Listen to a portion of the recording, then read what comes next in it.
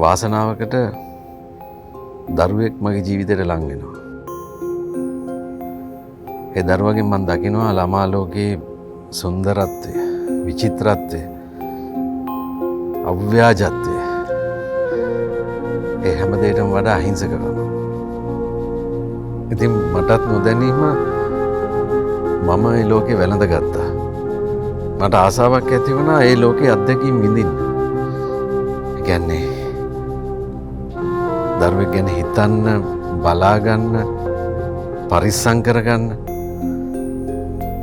ආස දේවල් කියලා දෙන්න, කරලා දෙන්න. ඒ වගේම දරුවෙකුට වැඩියෙන්ම ඕන අවධානය වගේම තමන්ගේ කාලය ලබා දෙන්න. ඉතින් ඒකේ ප්‍රතිඵලයක් විදිහට ජීවිතේ පළමු වතාවට මට දරුවෙකුගේ උණුසුම දැනුණා.